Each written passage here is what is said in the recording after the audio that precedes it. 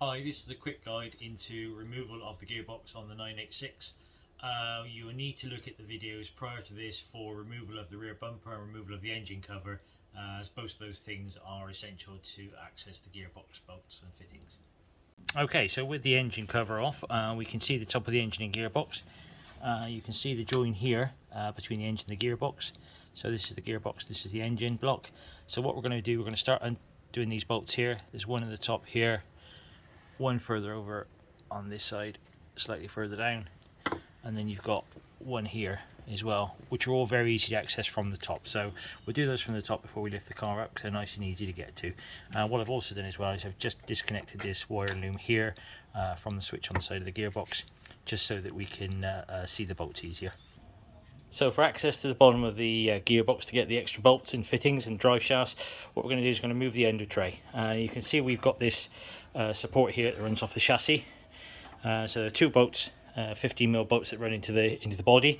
So we're going to remove those, and then we're going to go underneath and look at the under tray, and you can see that the support runs across here. We can leave these bolts in place, these nuts in place. We're going to remove these aluminium support arms that run off the chassis sills at the front of the wheel. There's a 13mm bolt there. We're going to loosen that one partly, and you can see I've already taken these nuts off. By loosening the front bolt off just a fraction, it enables me then just to lower this out of the way, and the same on the other side. So just take all the bolts out and pull that away, and then that gives us access. There are two bolts in the front of the tray here. I've left one in to support the tray, and then once I remove that one now, what we'll be able to do is just pull the tray out from underneath, and then we can start removing the gearbox from the vehicle. So our next stage is to remove the clutch slave cylinder, which is here. There is a 12mm bolt which holds the cylinder in place. If you can just see that one there, just behind the speedo cable there, wiring.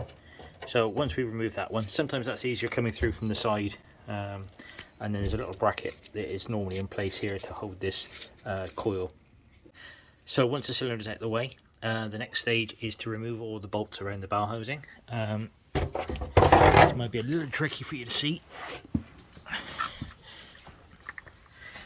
Someone's already beaten us to it. On the right hand side of the gearbox, there's normally a bolt in here. As you can see, that one's already missing.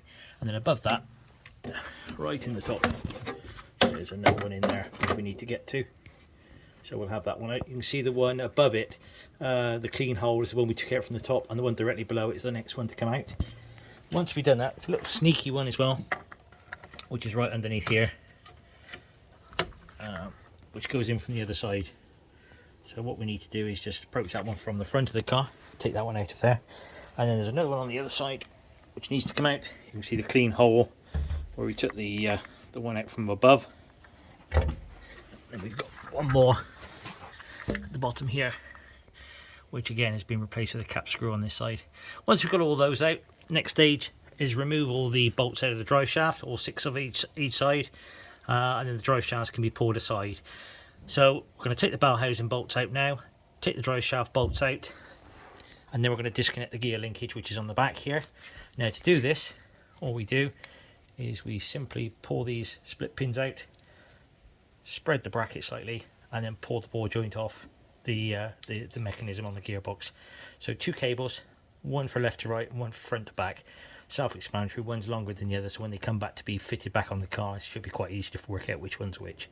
So I'm going to turn the camera off now, and then the gearbox will be completely loose in the car, apart from the mounts, the gearbox mounts themselves here, which are taking the weight of the gearbox. So once we've got the bell housing bolts out, the drive shafts and the gear linkage off, we're ready then to take the weight on the gearbox and remove the mounts and drop the gearbox out of the car.